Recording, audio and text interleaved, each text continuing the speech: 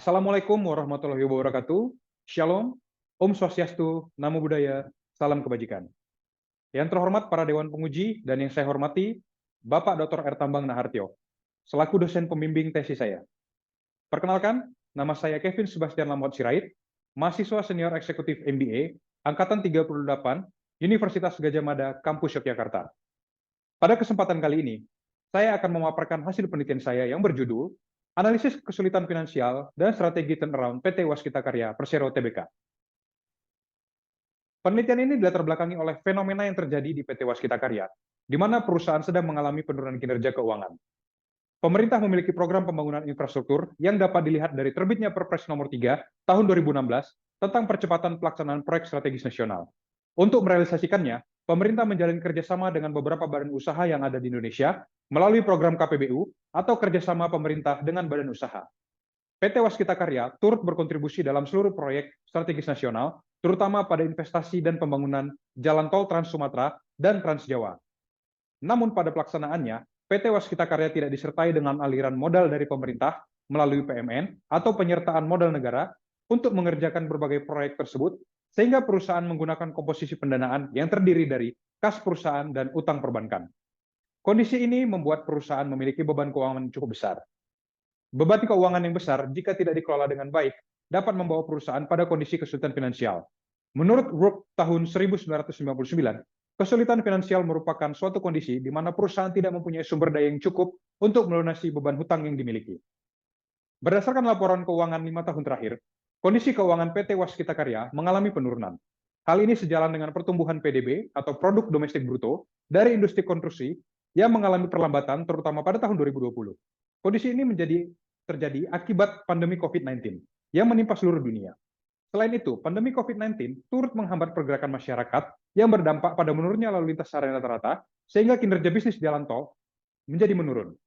Kondisi ini berdampak pada terhambatnya divestasi jalan tol yang membuat kinerja keuangan PT Waskita Karya semakin memburuk akibat besarnya beban bunga dari investasi jalan tol yang cukup besar. Seperti yang telah dijelaskan, kinerja perusahaan mengalami penurunan dari tahun 2018 hingga 2020 dan sampai tahun 2022. Perusahaan masih mencatatkan kerugian pada laba perusahaan. Kondisi ini didorong dengan adanya penurunan pendapatan usaha yang signifikan. Kedua kondisi ini menjadi indikasi bahwa perusahaan menghadapi financial distress. Oleh karena itu, penelitian ini penting untuk dieksplorasi untuk mengetahui potensi financial distress PT Waskita Karya dan bagaimana perusahaan menghadapi kondisi tersebut. Pertanyaan dan tujuan penelitiannya adalah, pertanyaan penelitian pertama, apakah Waskita mengalami financial distress dan berpotensi mengalami kebangkrutan? Yang kedua, apakah strategi turnaround yang tepat untuk dilakukan Waskita Karya? Tujuan penelitian yang pertama, untuk mengetahui potensi financial distress Waskita Karya. Yang kedua, mengevaluasi strategi bertahan menggunakan Integrated Canvas on Turnaround atau ICT, dan menentukan strategi turnaround yang tepat untuk perusahaan. Landasan teori kesulitan finansial adalah, yang pertama, kegagalan. Kegagalan adalah realisasi tingkat pengembalian atau rate of return pada modal yang diinvestasikan lebih rendah daripada tingkat yang berlaku pada investasi sejenis. Yang kedua, ketidakmampuan membayar atau insolvensi. Terjadi ketika sebuah perusahaan tidak mampu membayar utang-utangnya saat jatuh tempo. Yang ketiga, pelanggaran atau default. Keadaan ini di mana peminjam tidak memenuhi kesepakatan terhadap kreditur. Yang keempat, kebangkrutan atau bankrupsi. Perusahaan dikatakan bangkrut apabila total liabilitasnya melebihi nilai kelangsungan hidup atau asetnya. Kondisi financial distress dapat disebabkan oleh beberapa faktor.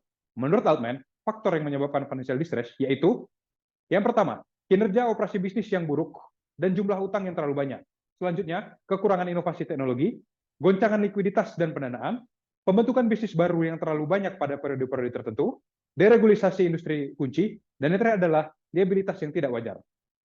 Dalam memprediksi financial distress dan kebangkrutan, Altman menyusun sebuah model yang dikenal dengan nama model Altman-Giscor. Model ini menggunakan rasio-rasio keuangan yang diperoleh dari pos-pos laporan keuangan, sehingga diperoleh prediksi terkait kondisi financial distress yang dialami oleh perusahaan. Sebuah perusahaan yang mengalami financial distress tentunya perlu menyusun sebuah strategi untuk keluar dari kondisi tersebut. Salah satu strategi yang dapat dilakukan disebut dengan strategi turnaround. Menurut Hopper tahun 1980, turnaround berkaitan dengan area kinerja dari sebuah organisasi yang akan diperbaiki untuk mengatasi kondisi buruk dari organisasi. Dalam implementasinya, strategi turnaround dapat berhasil dan gagal untuk diterapkan dalam sebuah perusahaan. Oleh karena itu, Bakhtaria dan Malik pada tahun 2019 membangun model Integrated Canvas on Turnaround atau yang sering disebut dengan ICT. ICT merupakan model turnaround untuk setiap penyebab masalah finansial, di mana model ini memberikan rekomendasi strategi atau solusi kepada manajemen perusahaan untuk dapat bertahan dari financial distress. Kondisi keuangan perusahaan dapat dilihat dari beberapa rasio keuangan seperti rasio likuiditas, rasio leverage, dan rasio probabilitas. Selanjutnya, keberhasilan perusahaan dapat dipengaruhi oleh faktor eksternal dan internal. Keduanya dapat dianalisis melalui analisis Pestel dan value chain analysis. Metode penelitian. Untuk menjawab pertanyaan penelitian, penelitian ini berfokus pada penelitian kualitatif untuk mendeskripsikan, memutuskan, menerjemahkan, dan menemukan makna dari suatu fenomena tertentu. Penelitian ini juga didukung oleh studi statistik untuk lebih memahami variabel yang diukur. Oleh karena itu, penelitian ini juga menggunakan aspek kuantitatif untuk mendukung aspek kualitatif. Pada aspek kuantitatif, data yang dikumpulkan berupa data sekunder yang diperoleh dari laporan tahunan Waskita dari periode 31 Desember 2018 hingga 31 Desember 2022 yang terdiri dari data neraca dan laporan laba rugi, sedangkan aspek kualitatif, data diperoleh dengan cara melakukan observasi, wawancara, dan dokumentasi. Pada teknik analisis data, potensi financial distress Waskita diawali dengan menganalisis secara kualitatif dengan analisis Pestel dan value chain analysis.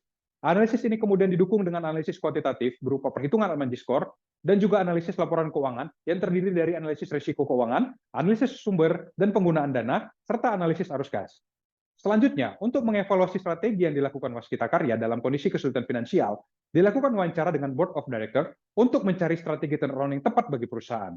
Selain itu, dilakukan benchmarking dengan model ICT. Jika strategi atau solusi realisasi sesuai dengan paralel dengan proporsi ICT, yaitu solusi rekomendasi, maka strategi tersebut adalah strategi yang terbaik. Jika tidak sesuai atau tidak paralel, maka konteks masalah akan ditinjau kembali untuk mengevaluasi apakah strategi yang dilakukan Waskita memiliki alasan yang kuat. Jika memiliki alasan yang kuat, maka akan dilakukan justifikasi. Jika tidak, maka hasil evaluasi menjadi kritik bagi Waskita Karya. Hasil dan pembahasan. Hasil penelitian menunjukkan bahwa sejak tahun 2018 hingga 2020, rasio likuiditas Waskita yang terdiri dari current ratio, quick ratio, dan cash ratio mengalami penurunan. Kondisi menunjukkan bahwa pada periode tersebut kemampuan perusahaan untuk memenuhi kewajiban utang jangka pendek mengalami penurunan. Hal ini dikarenakan karena adanya penurunan pada jumlah aset lancar dan juga kas dan setara kas perusahaan. Likuiditas perusahaan mengalami perbaikan pada tahun 2021 yang ditunjukkan oleh meningkatnya nilai current ratio, quick ratio, dan cash ratio. Hal ini dipengaruhi oleh adanya restrukturisasi utang dan penyertaan modal negara atau PMN. Adanya Master Restructuring Agreement atau MRA menyebabkan utang jangka pendek perusahaan mengalami reklasifikasi menjadi utang jangka panjang sehingga berdampak pada berkurangnya utang jangka pendek perusahaan. Adanya PMN turut berperan penting pada peningkatan likuiditas, yaitu meningkatkan nilai kas dan setara kas perusahaan pada tahun 2021. Selanjutnya, pada rasio leverage menunjukkan bahwa rasio debt of equity sebesar 7,817 pada tahun 2020, nilai ini mengalami peningkatan dibandingkan pada tahun 2019 yang tercatat sebesar 3,21. Kondisi ini mengindikasikan bahwa kemampuan perusahaan untuk membayar kewajiban dengan menggunakan ekuitas yang tersedia mengalami penurunan karena nilai utang lebih besar dibandingkan nilai ekuitas perusahaan. Kemudian, time interest earned dan cash coverage menunjukkan bahwa dari tahun 2018 hingga 2020 mengalami penurunan. Kondisi ini menunjukkan bahwa kemampuan perusahaan untuk membayar beban bunga secara periodik dan kemampuan perusahaan membayar bunga menggunakan kas dari operasional mengalami penurunan. Hal ini diakibatkan oleh penurunan pada earning before interest tax depreciation and amortization atau EBITDA perusahaan dari tahun 2018 hingga 2020.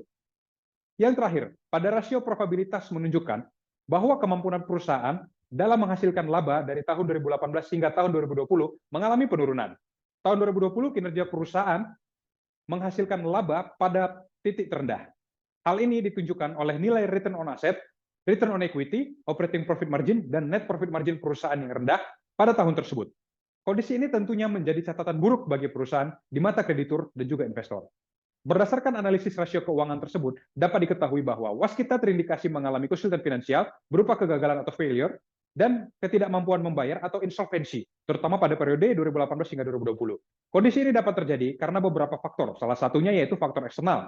Pada kasus Waskita, faktor eksternal yang sangat berpengaruh terhadap kondisi financial distress adalah faktor politik, di mana Waskita mendapatkan banyak penugasan untuk melakukan pembangunan infrastruktur dengan mengakuisisi beberapa ruas jalan tol yang dikelola oleh swasta dan melakukan investasi jalan tol di sepanjang Trans Jawa dan Trans Sumatera.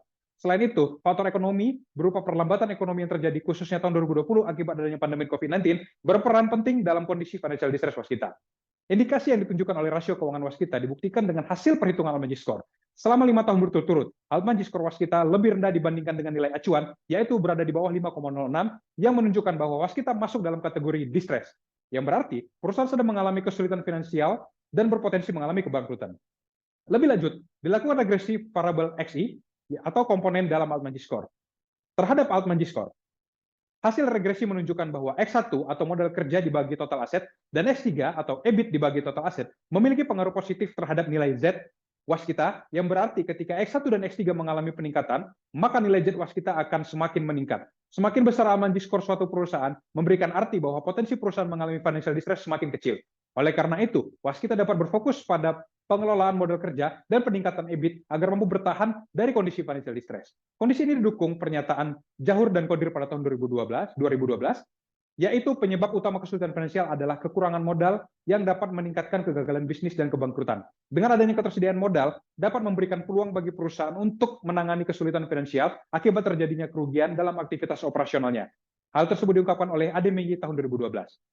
Terdapat 6 poin evaluasi terhadap strategi yang dilakukan oleh Waskita Karya, yang dapat dilihat di tampilan layar melalui tabel 42.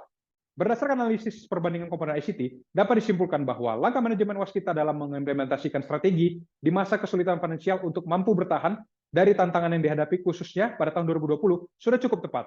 Hal ini dibuktikan dengan menurunnya jumlah utang perusahaan pada tahun 2021 dan semakin kecil nilai kerugian yang dihasilkan oleh perusahaan dari aktivitas operasional. Tidak hanya itu, pada tahun 2021, rasio keuangan perusahaan seperti rasio likuiditas, rasio probabilitas, dan rasio leverage turut mengalami pemulihan. Berdasarkan hasil evaluasi strategi bertahan, waskita sudah cukup baik dalam menghadapi kondisi financial distress. Dan hasil tersebut, pihak manajemen telah menyusun beberapa langkah strategis untuk menghadapi tantangan dan kondisi financial distress yang tercakup dalam 8 stream penyihatan keuangan, yaitu yang pertama, strategi partnership atas ruas jalan tol inti, yaitu divestasi jalan tol. Yang kedua, penjaminan pemerintah atas pinjaman dan obligasi serta suku. Yang ketiga, restrukturisasi utang entitas induk. Yang keempat, restrukturisasi utang entitas anak. Yang kelima, penyelesaian ruas tol khusus. Yang keenam, penyertaan modal negara. Yang ketujuh, restrukturisasi bisnis. Dan yang kedelapan, penerapan pedoman tata kelola dan manajemen risiko. Kesimpulannya, yang pertama, kesimpulan dari penelitian ini adalah waskita mengalami financial distress selama periode 2018 hingga 2022 dan berpotensi mengalami kebangkrutan. Kesimpulan kedua, selain itu, dapat disimpulkan bahwa strategi yang telah dilakukan waskita merupakan upaya yang cukup tepat sasaran dalam menghadapi financial distress. Lebih lanjut, strategi turnaround yang akan diimplementasikan oleh waskita tersusun dalam 8 stream penyihatan keuangan yang terdiri dari divestasi jalan tol, restrukturisasi utang, PMN, dan right issue, penjaminan pemerintah atas pinjaman dan obligasi atau suku, restrukturisasi utang anak usaha, transformasi bisnis, penyelesaian jalan tol khusus, GCG, dan risk management. Implikasi dari penelitian tersebut adalah hasil analisis kualitatif dan kuantitatif dapat menjadi dasar bagi waskita untuk merumuskan strategi yang paling tepat sasaran guna mendorong perusahaan keluar dari kondisi kesulitan finansial. Adanya strategi yang tepat ini diharapkan mampu mengurangi beban keuangan perusahaan dan mampu memperbaiki kinerja keuangan, khususnya kas perusahaan. Limitasinya, yang pertama, peneliti pada analisis ini menggunakan Altman Score. Diasumsikan bahwa metode akuntansi yang digunakan pada laporan keuangan waskita sama dengan yang digunakan pada laporan keuangan perusahaan yang ada di Amerika, yang menjadi dasar untuk membangun model ini. Yang kedua, hasil penelitian pada waskita belum tentu dapat secara langsung mewakili kasus financial distress pada perusahaan sejenis. Selain itu, pada saat penelitian ini dilakukan, laporan keuangan waskita menjadi sumber informasi hanyalah sampai tahun 2022, di mana laporan keuangan 2023 belum dipublikasikan. Yang ketiga, analisis financial distress hanya menggunakan model Altman Score. Sementara masih terdapat model analisis lain yang bisa digunakan untuk memprediksi financial distress dan risiko kebangkrutan. Rekomendasi yang kami berikan adalah, yang pertama, waskita melakukan perbaikan pada faktor modal kerja bersih dan EBIT karena kedua variabel tersebut memiliki pengaruh signifikan pada peningkatan nilai G-score. Sehingga bila kedua faktor tersebut dapat diperbaiki, waskita dapat keluar dari kondisi financial distress. Yang kedua, penelitian selanjutnya dapat dilakukan dengan menggunakan metode prediksi financial distress lainnya. Yang ketiga, untuk melancarkan strategi turnaround waskita, pengaruh regulator yaitu pemerintah sangat diperlukan untuk menarik minat investor. Demikian hasil presentasi dari kami. Atas perhatian Bapak dan Ibu, kami ucapkan terima kasih.